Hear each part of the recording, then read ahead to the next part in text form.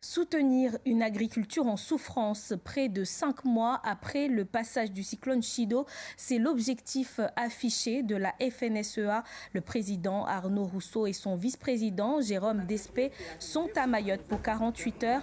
Ils viennent à la rencontre des agriculteurs et éleveurs mahorais. C'est la deuxième fois que la première organisation syndicale agricole nationale se rend sur l'île depuis la catastrophe. Dès leur arrivée, ils ont remis du matériel agricole, comme vous le voyez sur ces images, à la Chambre de commerce et d'industrie. Les images sont signées Mathilde Boucher.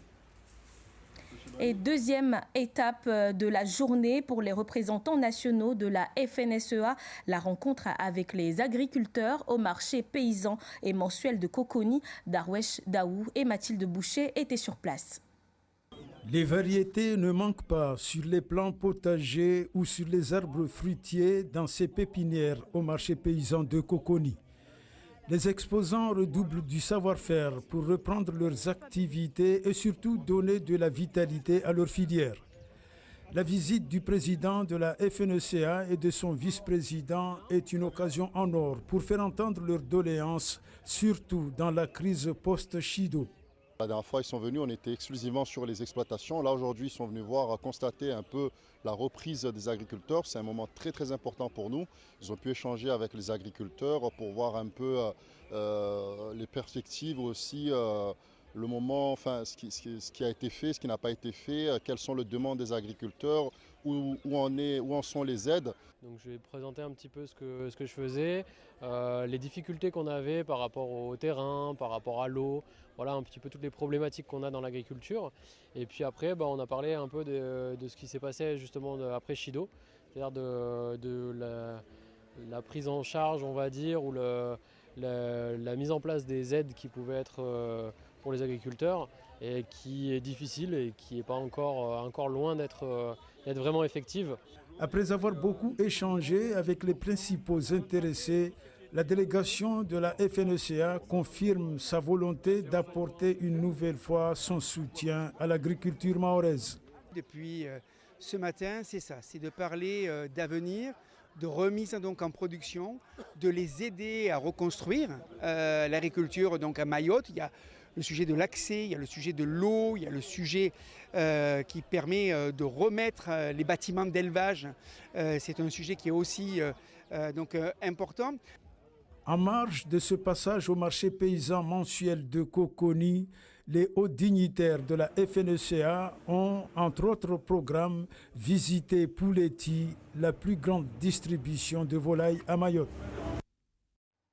Et Arnaud Rousseau, le président de la Fédération nationale des syndicats d'exploitants agricoles, est avec nous. Bonsoir. Bonsoir, madame.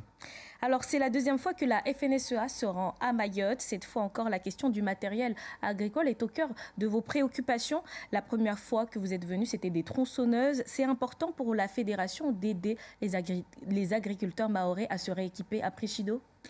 Oui, vous avez raison. Vous savez, la solidarité dans le monde agricole, c'est une valeur cardinale. Et après ce qu'ont subi les agriculteurs mahorais, ici, au mois de décembre, c'était important pour nous de venir témoigner notre solidarité. Vous avez raison, nous l'avons fait au mois de janvier avec des tronçonneuses.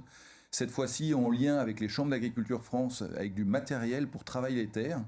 Et puis, cette idée qu'il faut regarder devant, reconstruire. J'ai d'ailleurs été frappé du courage et de la résilience des agriculteurs mahorais que j'ai rencontrés. Mais regarder devant, être capable à la fois de peser sur l'État pour que les engagements pris soient tenus, faire en sorte aussi que l'agriculture, vous savez, cette enveloppe agricole puisse être sanctuarisée pour reconstruire les serres, les poulaillers. Nous en avons vu cet après-midi. Voilà, c'est pour nous très important et c'est ce témoignage qu'on voulait apporter. Et 5 mois après le passage du cyclone Chido, vous venez à la rencontre des agriculteurs mahorais. Où en est la mobilisation en leur faveur ? Est-ce que vous avez obtenu des avancées concrètes ? Écoutez, elle est d'abord trop lente au regard de ce que nous avons entendu, parce que nombre d'entre eux se souviennent du passage du président de la République et de la ministre de l'Agriculture il y a quelques jours seulement. Mais le sentiment, c'est que la réception des aides qui ont été promises sont aujourd'hui beaucoup trop lentes. Ils nous l'ont tous dit, ils attendent que les promesses faites soient tenues. Et notre rôle, dès notre retour en métropole dans quelques jours, c'est de réinterroger les pouvoirs publics pour dire que, loin des caméras, loin de Mayotte, pour autant, les engagements doivent être tenus. Est-ce que vous sentez que leur voix est enfin entendue? Est-ce qu'ils vous l'ont dit? En tous les cas, pour ce qui nous concerne, vous savez, les territoires ultramarins occupent une place importante à la FNSEA. Il n'y a pas une agriculture métropolitaine et une agriculture ultramarine. Il y a des agriculteurs qui partagent des valeurs et, encore une fois, quand certains d'entre nous traversent des moments difficiles, notre rôle, c'est d'être à leur écoute. En tous les cas, j'espère que pour ceux que nous avons rencontrés, ils ont le sentiment que la FNSEA et les jeunes agriculteurs sont des syndicats qui veulent leur venir en aide de manière concrète, parce qu'encore une fois, vous l'avez dit, les tronçonneuses, les outils, c'est une manière de montrer que ce n'est pas simplement des mots. Et puis ensuite, il y a la responsabilité de l'État, et évidemment, ils peuvent compter sur nous pour rappeler à l'État ses engagements. Donc depuis Chido, certains nous disent qu'ils sont en mode survie. Vous remontez tout ça au niveau national ? Oui, absolument. C'est d'ailleurs ce que nous avons constaté. Nous avons vu des bâtiments d'élevage totalement détruits. Nous avons vu des plantations qui sont dans un état aujourd'hui qui ne permet pas de produire. Et notre rôle de syndicat, c'est d'être l'interface entre les agriculteurs sur le terrain et les pouvoirs publics. Ce travail, nous allons continuer à le faire. Et nous sommes venus 2 fois, mais nous reviendrons encore à Mayotte parce que les stigmates de Chido vont encore être visibles pendant des mois. Et votre vice-président a évoqué la problématique de l'accès à l'eau. Bien sûr, les décisions relèvent en partie des autorités ici, mais concrètement, à votre niveau, quel soutien tangible pouvez-vous apporter aux agriculteurs? Quelles solutions, par exemple? Eh bien, nous, sur l'accès à l'eau, d'ailleurs, je voudrais dire aux agriculteurs mahorais que c'est aussi une question en métropole. C'est essentiel pour faire de l'agriculture de pouvoir stocker l'eau. Et on sait ici qu'à Mayotte, la question de l'eau est une question centrale, comme la question du foncier, d'ailleurs. Et notre rôle, c'est de faire en sorte que le cadre légal permettent que nous puissions stocker de l'eau de manière beaucoup plus importante. Pour ça, il faudra du soutien public. Il faudra aussi régler des sujets de foncier, parce que stocker de l'eau, ça veut dire aussi avoir la place pour la mettre. Ça veut dire que les pouvoirs publics devront aussi accompagner les questions du stockage de l'eau. C'est évidemment essentiel pour l'agriculture mahoraise, mais c'est essentiel pour tous les Mahorais, parce que produire ici, sur cette île, une alimentation de qualité attendue par les Mahorais, c'est aussi un objectif, je crois, qui doit nous rassembler au-delà des agriculteurs. Et en parlant de production, ici, vous vous êtes également rendu à Montpouletti, un site emblématique de la filière avicole locale. Que retenez-vous de cette visite ?